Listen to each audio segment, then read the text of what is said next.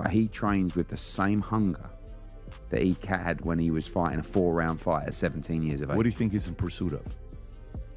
What's he in pursuit of? I just think they're winners. I'd be very surprised if that fight happens. I think His Excellency has been pushing that fight. It didn't seem like it was something that Canelo... With the beginning of a new year in boxing, Eddie Hearn has just dropped shocking new information regarding the highly anticipated Canelo versus Crawford fight. Meanwhile, it looks as if with every passing minute, there is another development in this fight, because just a few days ago, after going through countless interviews the 38-year-old fighter has given in the last couple of months, alleged reports regarding Terence Crawford's retirement have resurfaced, and many members of the community have started to speculate about the future opponents he might face before eventually bidding farewell to the game, and if Canelo will ever be a part of these elusive plans. Sport, Terence? I wouldn't say that. Right now, I'm just weighing out my options and looking for the best opportunities and options for Terence Crawford.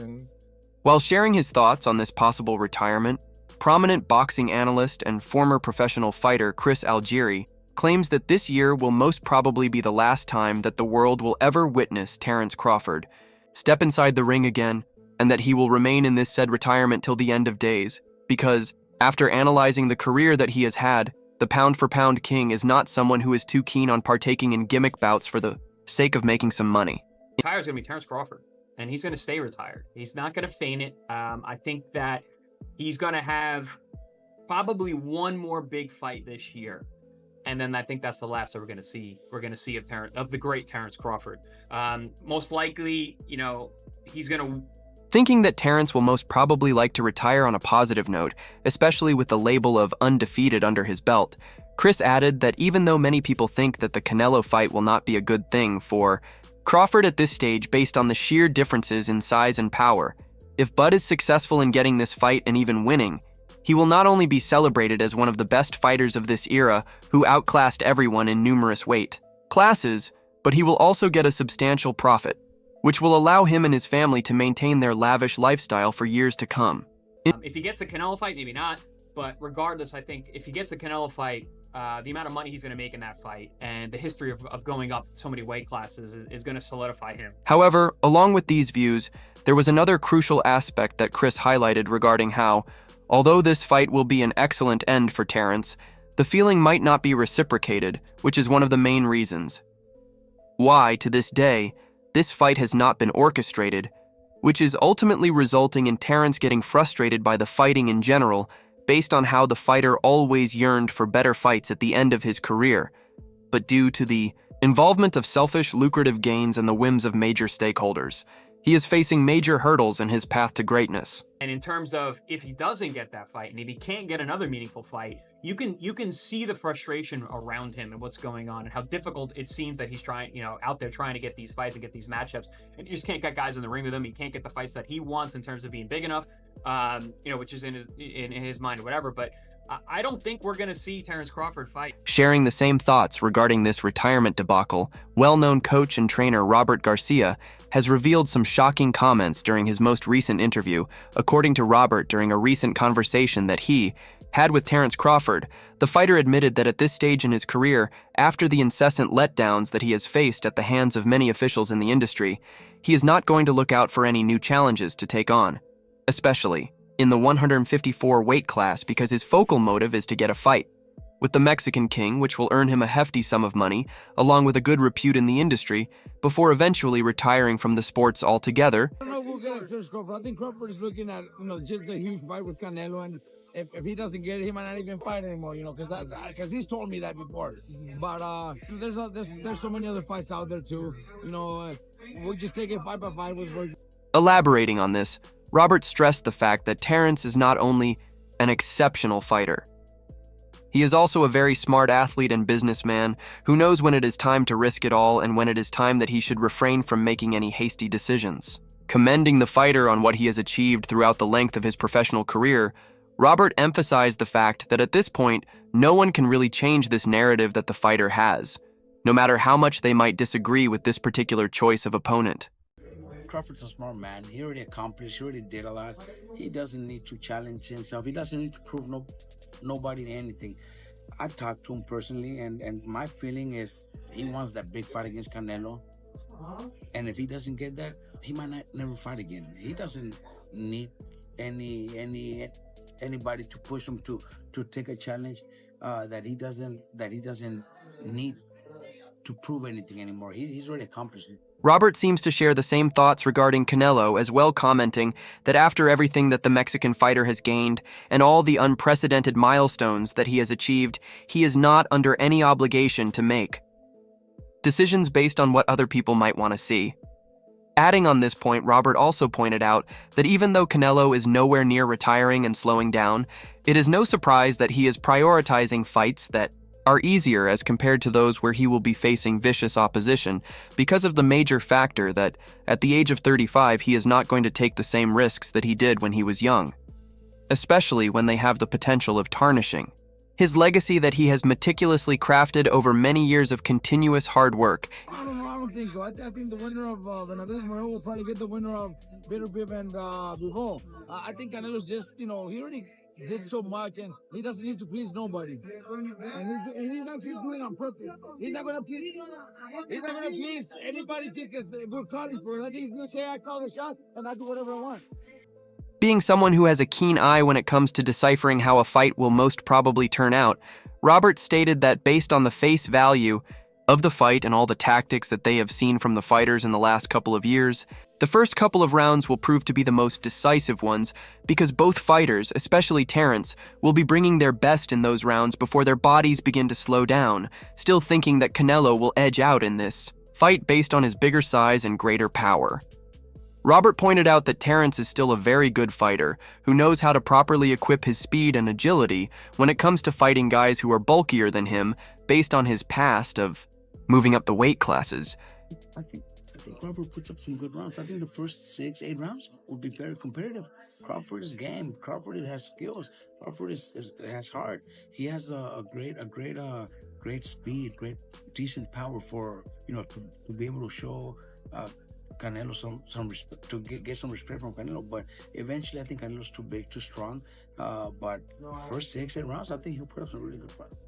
Now, although Robert seems to be somewhat neutral regarding this potential fight and thinks that fighters should be allowed to make their own choices no matter how absurd they might be in terms of their supposed lack of compatibility, one aspect that he does seem to be critical of is how Bud might be making a tremendous mistake by fighting at this stage, knowing well enough that his chances of winning this fight will be slim to none, believing that there might be countless other fights for Bud at 154. Robert talked about his own fighter, Virgil Ortiz, saying that if Bud really yearns for a big fight before his eventual retirement, then he should participate in a more suited bout where he will be toe-to-toe with the fighter. I think a fight with Terence Crawford will be big, even though a lot of people think it's a total mismatch. Moving on, Eddie Hearn, who is well known for his connections in the boxing world, seems to have an idea regarding the future of the fight, and it appears as if things might be a bit more complicated than most people believe them to be, sharing the potential behind-the-scenes negotiations that have been taking place for the last couple of months. Eddie revealed that since last year, Canelo has been presented with many offers, including a mega fight with the beast David Benavidez at 168 and the epic rematch with Bevell, but all these have been rejected by the fighter for countless reasons, with the most prominent one being that they don't fulfill his extravagant criteria of purse that he should be getting. But after the developments in the last couple of weeks, some other facts have resurfaced on how Canelo is allegedly too afraid to step inside the ring against anyone that has a considerable size or resume, based on the fear that if he loses any one of these fights, then his legacy will be forever tainted. Along with all these details, Eddie also touched on the most recent offer that came from William Skull and his team, especially after he was named as a mandatory opponent by the International Boxing Federation for Canelo. Sharing his thoughts on this fight, Eddie looked apprehensive, stating that there is a huge possibility that Canelo will once again ignore this offer, while completely disregarding the rules and regulations set up by the sanctioning bodies. And he also, I think, at his age as well, I don't think he wants to be fighting guys that are just moving all the time, and he wants people to come to fight. I don't think that fight will happen. But then when you think about it, like what are the options from Canelo Alvarez? Benavides. Yeah, but I don't think that's going to happen either. He's put his flag in the sand, hasn't he? 150 million. I know he takes less, but I just don't see that. He's now up at 175, Benavidez. I don't see him coming back to 68. Got a great fight against Morel, by the way. It's a serious fight. Bivol. You know, if Bivol beats Beterbiev on February 22nd, Canelo could fight Bivol for the undisputed light heavyweight world championship. There's a fight. Looking almost exasperated by the drama that is unfolding surrounding Canelo and his future choice of opponent, Eddie commented that with how picky the Mexican fighter seems to be in this particular matter, he will be left with very few choices of adversaries who might not be good enough for him. So the best thing for him is to select one of these offers, especially the fight with Terence Crawford, as it will provide him with the numbers that he is looking for. However, one thing that the promoter stressed was the clear disadvantages that will be included in this fight, which will be affecting Terence the most. Back to the but Canelo will fight anyone. But I don't see a lot of options for him right now. So maybe the Crawford fight is in play.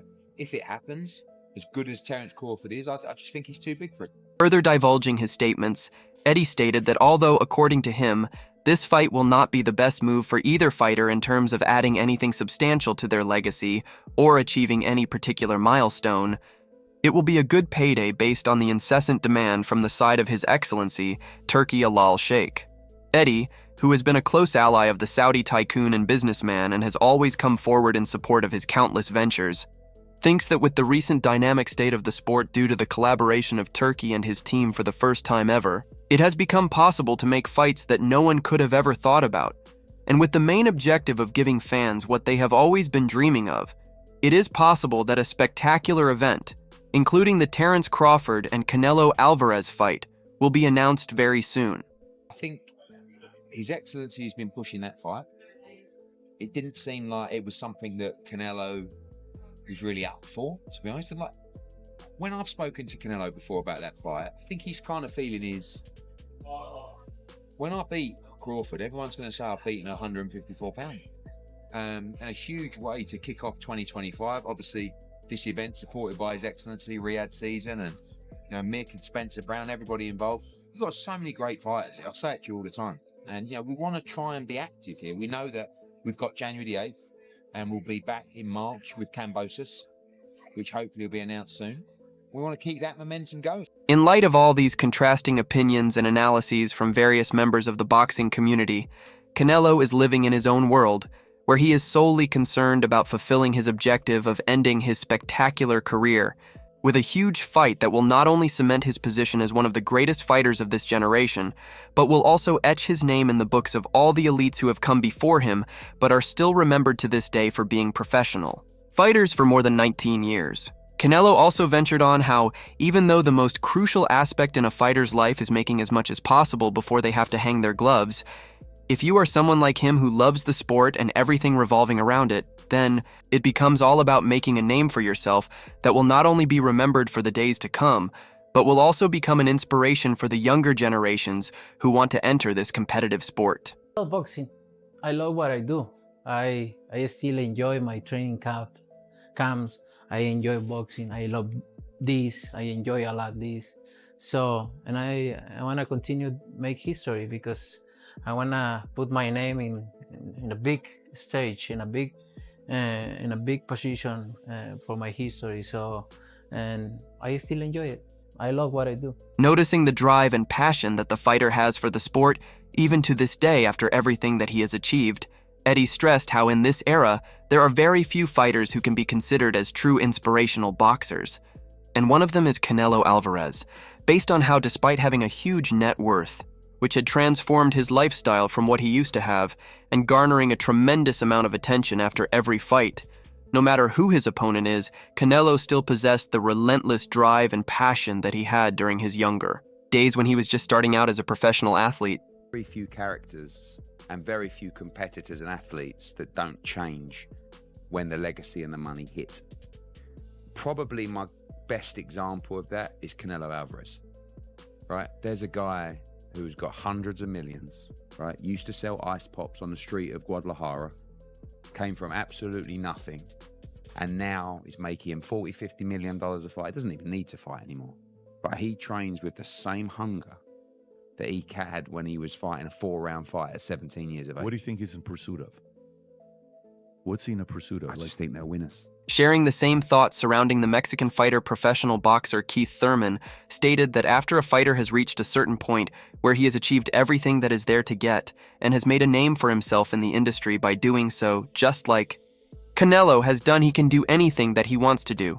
No matter how absurd or outrageous it might seem to the other members of the community, adding on, Keith also stated that the proof of this sentiment is how even though Canelo had all the options, in the world he did not get influenced by anything that anyone was doing and only pursued the fights that he wanted, including the somewhat weird fight with Edgar Berlanga that left many people questioning his choices. Man, I mean, when we talk Canelo, I mean, you're talking about like the Mexican king, you know? So when you talk Canelo and when you talk about kings in the division, kings do what kings do, you know? So whatever he wants to do, man, that's how it is. You know, his last fight is what he wanted. I mean, the fight before that is what he wanted. You know, that's just what you're going to see out of Canelo. Nah, man, I mean, when we talk Canelo, I mean, you're talking about like the Mexican king. You know, so when you talk Canelo, and when you talk about kings in the division, kings do what kings do, you know, so whatever he wants to do, man, that's how it is, you know. His last fight is what he wanted. I mean, the fight before that is what he wanted, you know, where that's just what you're going to see out of Canelo with these notions in mind.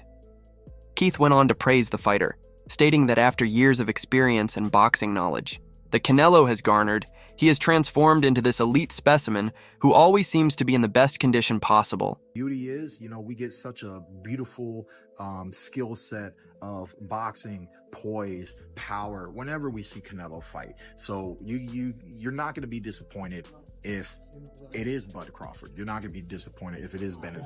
So that's just how I feel. You know, it's been Canelo 2.0, and I think we've all enjoyed Canelo 2.0. You know, even back from when he was fighting my amateur stablemate,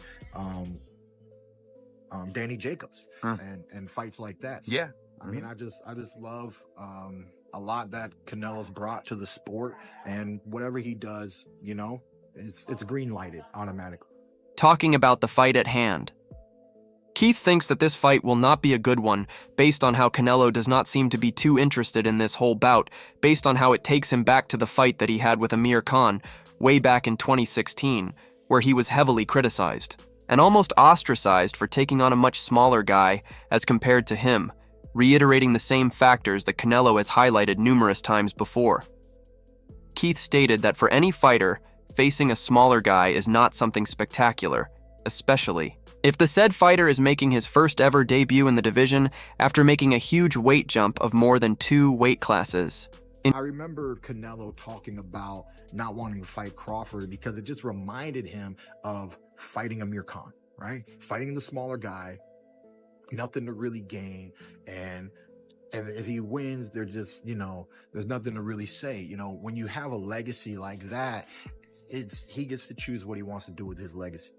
During his interview, Keith also ventured on the chances that both the fighters will have at winning this bout, according to Keith. Even though Terence is a great fighter who is considered as the pound-for-pound great of this era, he lacks certain skills which might aid him in withstanding the vicious blows from Canelo. Sharing an example of this, he talked about the fight between Canelo and Charlo, where no matter how many times Charlo tried to safeguard himself from Canelo's blows, he still got hit, and how in the entire process of protesting himself from the onslaught from his opposition, he failed to land anything at Canelo, allowing the Mexican fighter to gain upper hand just like he did against Jaime Munguia, who ended up making the same blunder against a beast like Canelo. Can he win? Yes. Will he win is the big question, you know, because the potential of speed, high quality defense, you know, when Canelo fought Charlo, besides the knockdown, Charlo was able to protect himself very well against Canelo's onslaught. The only problem was, while protecting himself, there was no offense. And I believe, seeing what I saw, I believe Crawford saw the same thing. If Charlo can go so untouched by just being, you know, once he got dropped, he, you know, spider senses, boom. Advising Terence on how he might earn a win. Keith simply stated that, against someone of Canelo's caliber, you just have to be perfect without showing any weakness to the fighter in the process, just as Bivol and Floyd fought him and came out successful in the end. So now hands up, don't make no mistakes. So, you know, that's how it is. We saw it in the Munguia fight, you know, we saw it in the last fight. It's those little mistakes that end up having big consequences against Canelo, right? Floyd, Bivol, where's the mistakes? You gotta be, you know, you gotta get that 10 out of 10. You don't make mistakes, you know. It's like Tiger Woods. You don't miss putts, you know. 20 feet out don't matter, you know. You gotta be sharp up against Canelo. So in the end, what do you guys think about this fight? Do you think it will happen just like Eddie said, or do you think that it will once again be sidelined by the Mexican fighter? Make sure to tell us about your thoughts below, and if you liked the video, like and subscribe to our channel.